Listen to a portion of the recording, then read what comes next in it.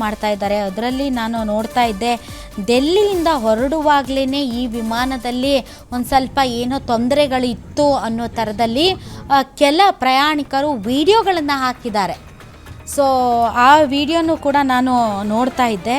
So ಅದರಲ್ಲಿ ಒಬ್ಬರು ಒಂದು ವಿಡಿಯೋ ಮಾಡಿ ಹಾಕಿದ್ದಾರೆ. ಆ ವಿಡಿಯೋದಲ್ಲಿ ಅವರು ಇಲ್ಲ, ಡೆಲ್ಲಿಯಿಂದ ಅಹಮದಾಬಾದಿಗೆ ಬರುವಾಗಲೇ ನಮಗೊಂಥರ ಅನ್ನಿಸ್ತಾ ಇತ್ತು. ಯಾಕೆ ಅಂತಂದರೆ ಯಾವ ಉಪಕರಣಗಳು ಕೂಡ ಅದರಲ್ಲಿ ವರ್ಕ್ ಆಗ್ತಾ ಇರಲಿಲ್ಲ ಅಂತ ಆ ವಿಮಾನದ ಒಳಗಡೆ ಡೆಲ್ಲಿಯಿಂದ ಅಹಮದಾಬಾದ್ಗೆ ಪ್ರಯಾಣ ಬೆಳೆಸಿದಂಥ ಒಬ್ಬ ಪ್ರಯಾಣಿಕ ವಿಡಿಯೋಗಳನ್ನು ಮಾಡಿ ಹಾಕಿದ್ದಾರೆ.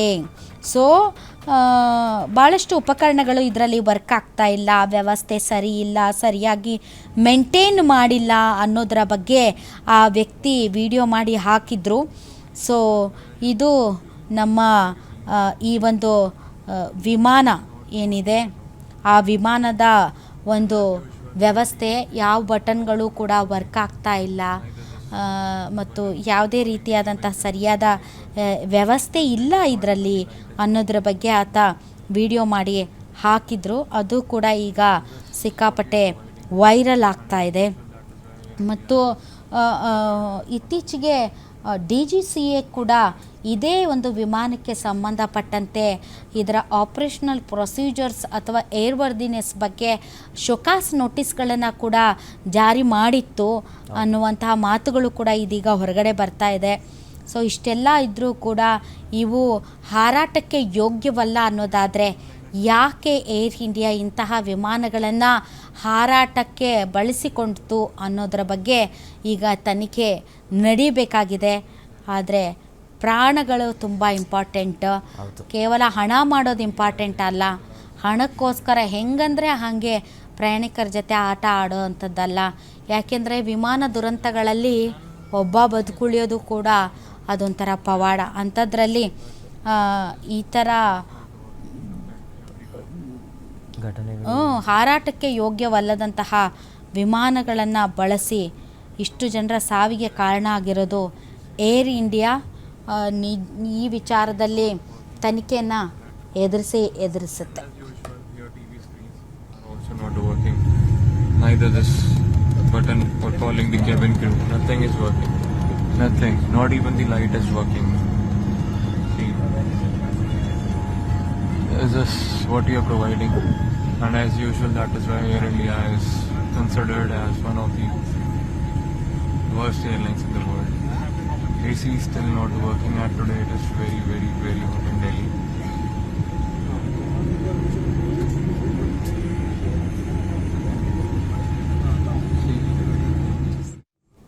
ಎಸ್, ಗುಜರಾತ್ನ ಅಹಮದಾಬಾದ್ನಿಂದ ಏರ್ ಇಂಡಿಯಾ ವಿಮಾನ ಹೊರಟ ಕೆಲವೇ ನಿಮಿಷಗಳಲ್ಲಿ ಅದು ಪತನಗೊಳ್ಳುತ್ತೆ. ಸುಮಾರು 242 ಮಂದಿ ಈ ದುರ್ಘಟನೆಯಲ್ಲಿ ದುರ್ಮರಣ ಹೊಂದಿದ್ದಾರೆ. ಇದು ಲೇಟೆಸ್ಟ್ ವಿಡಿಯೋ ನೋಡಿ. ವಿಮಾನ ಟೇಕ್ ಆಫ್ ಆಗುತ್ತೆ. ಆ ಒಂದು ಅಹಮದಾಬಾದ್ ಏರ್ಪೋರ್ಟ್ ಏನಿದೆ, ಈ ಏರ್ಪೋರ್ಟ್ ರನ್ವೇ ಏನಿದೆ, ಅದು ಒಂದು ವಿಮಾನ ಟೇಕ್ ಆಫ್ ಆಗೋದಕ್ಕೆ ಬೇಕಾದಷ್ಟು ಪ್ರಮಾಣದಲ್ಲಿ ರನ್ವೇ ಇದೆ. ಹೀಗಾಗಿ ರನ್ವೇ ಯಾವ ಪ್ರಾಬ್ಲಮ್ಮೂ ಇಲ್ಲ. ಆದರೆ ಟೇಕ್ ಆಫ್ ಆದ ಮೇಲೆ ಫ್ಲೈಟ್ ಒಂಥರ ಅದು ಮೇಲಕ್ಕೆ ಹಾರಲೇ ಇಲ್ಲ. ಪೈಲಟ್ಗೆ ಗೊತ್ತಾಯಿತು ಎಂಜಿನ್ನಲ್ಲಿ ಏನೋ ಲೋಪದೋಷ ಇದೆ ಅಂತ. ಕೆಲವೇ ಸೆಕೆಂಡ್ಗಳಲ್ಲಿ ಆತ ATC ಸೆಂಟರ್ಗೆ ಇಲ್ಲ, ಏನೋ ಎಂಜಿನ್ನಲ್ಲಿ ತೊಂದರೆ ಇದೆ ಅಂತ ಹೇಳ್ತಾ ಇದ್ದ ಹಾಗೆ ಗೊತ್ತಾಯಿತು ಆತನಿಗೆ, ಇನ್ನು ನಾವು ಪತನಗೊಳ್ತೀವಿ ಅಂತ. ಮೇಡೆ ಮೇಡೆ ಮೇಡೆ ಅಂತ ಹೇಳಿದ ಕೆಲವೇ ಕ್ಷಣಗಳಲ್ಲಿ ವಿಮಾನ ಆ ಬಿಲ್ಡಿಂಗ್ ಮೇಲೆ ಪತನಗೊಳ್ಳುತ್ತೆ. ATC ಸೆಂಟರಿಂದ ರಿಪ್ಲೈಯೂ ಕೂಡ ಕೊಡೋಕ್ಕೆ ಆಗದೇ ಇರೋಷ್ಟು ಕ್ವಿಕ್ಕಾಗಿ ಈ ಒಂದು ಇನ್ಸಿಡೆಂಟ್ ನಡೀತು. ಹೈಟನ್ನ ಪಿಕ್ ಮಾಡ್ತಾ ಇರಲಿಲ್ಲ ಆ ಏರೋಪ್ಲೇನ್. ತಾವು ನೋಡ್ಬೋದು ಯಾವ ರೀತಿ ಅದು ಟೇಕ್ ಆಫ್ ಆಗುತ್ತೆ. ಟೇಕ್ ಆಫ್ ಆದಮೇಲೆ ಹೈಟನ್ನು ಗೇನ್ ಮಾಡೋಕ್ಕಾಗ್ತಾ ಇಲ್ಲ. ಹೈಟ್, ಅದರ ಮೂತಿ ಏನಿದೆ, ನೋಸ್ ಅಪ್ವರ್ಡ್ಸ್ ಇದೆ, ಆದರೆ ಅಲ್ಲಿ ಥರ್ಡ್ಸ್ ಏನಿದ್ದಾವೆ ಅವು ವರ್ಕ್ ಆಗಲಿಲ್ಲ ಅಂತ ಅನಿಸುತ್ತೆ. ಯಾಕೆಂದರೆ ಇಂಜಿನ್ ಫೇಲಿಯರ್ ಆದಾಗ ಅಲ್ಲಿ ಏನೂ ಮಾಡೋಕ್ಕಾಗಲಿಲ್ಲ. ಸೊ ಅದು ಹೋಗಿ ಬಿಲ್ಡಿಂಗ್ ಮೇಲೆ ಬಿತ್ತು. ನಿಜಕ್ಕೂ ಕೂಡ ಈ ಒಂದು ಘಟನೆ ಏನಿದೆ ಇದು ಭಾರತೀಯರನ್ನು ಒಂದು ರೀತಿ ಅಲುಗಾಡಿಸಿದೆ ಅಂತಲೇ ಹೇಳ್ಬೋದು. ಇಬ್ಬರು ಪೈಲಟ್ಗಳು, ಒಬ್ಬ ಕ್ಯಾಪ್ಟನ್ ಮತ್ತು ಕೋ ಪೈಲಟ್ ನಮ್ಮ ಮಂಗಳೂರು ಮೂಲದವರು ಅಂತ ಹೇಳ್ತಾ ಇದ್ದಾರೆ. ಮುಂಬೈಯಲ್ಲಿ ನೆಲೆಸಿರೋರು ಅಂತ. ಮಂಗಳೂರು ಮೂಲದವರು, ಮುಂಬೈಯಲ್ಲಿ ನೆಲೆಸಿರೋರು. 1100 ಅವರ್ಸ್ ಇದು ವಿಮಾನ ಹಾರಾಟದ ಎಕ್ಸ್ಪೀರಿಯನ್ಸ್ ಇರುವಂಥವ್ರು ಅವರು ಮತ್ತು ಕ್ಯಾಪ್ಟನ್ ಇಬ್ಬರು ಮತ್ತು ಕ್ಯಾಬಿನ್ ಕ್ರ್ಯೂ 10 ಜನ, ಒಟ್ಟು 12 ಜನ ಮತ್ತು 230 ಜನ ಪ್ರಯಾಣಿಕರು. ಅದರಲ್ಲಿ ಒಬ್ಬರನ್ನು ಬಿಟ್ಟು ಇನ್ನುಳಿದವರೆಲ್ಲ ಸುಟ್ಟು ಕರಕಲಾಗಿದ್ದಾರೆ, ಗುರುತು ಸಿಗಲಾರದಷ್ಟು. ಇದ್ದಕ್ಕಿದ್ದಂತೆ ಅಗ್ನಿಶಾಮಕ ದಳ, NDRF ಟೀಮ್ ಮತ್ತು ಇಂಡಿಯನ್ ಆರ್ಮಿ ಸೇರಿದಂತೆ ರಕ್ಷಣಾ ಪಡೆಗಳು. ಸೊ ಇವರು ಪೈಲಟೋ ಗೊತ್ತಾಗ್ತಾ ಇಲ್ಲ. ಇವರು ಪೈಲಟ್. ಸೊ ಇವರು ಮಂಗಳೂರು ಮೂಲದವರು, ಮುಂಬೈನಲ್ಲಿ ನೆಲೆಸಿರೋರು ಅಂತ ಹೇಳ್ತಾ ಇದ್ದಾರೆ. ಸೊ ಅವರು ಕೂಡ ಈ ಒಂದು ದುರ್ಘಟನೆಯಲ್ಲಿ ಮೃತಪಟ್ಟಿದ್ದಾರೆ. ಈ ಮಧ್ಯೆ ಅಹಮದಾಬಾದ್ನಿಂದಲೇ ಟೇಕ್ ಆಫ್ ಆಗಿರೋದ್ರಿಂದ ಅಹಮದಾಬಾದ್ನಿಂದಲೇ ಲಂಡನ್ಗೆ ಪ್ರಯಾಣ ಬೆಳೆಸಿದಂತಹ ಕ್ಲೈವ್ ಕುಂದರ್ ಅಂತ ಅವ್ರ ಹೆಸರು, ಸಹ ಪೈಲಟ್ ಕ್ಲೈವ್ ಕುಂದರ್.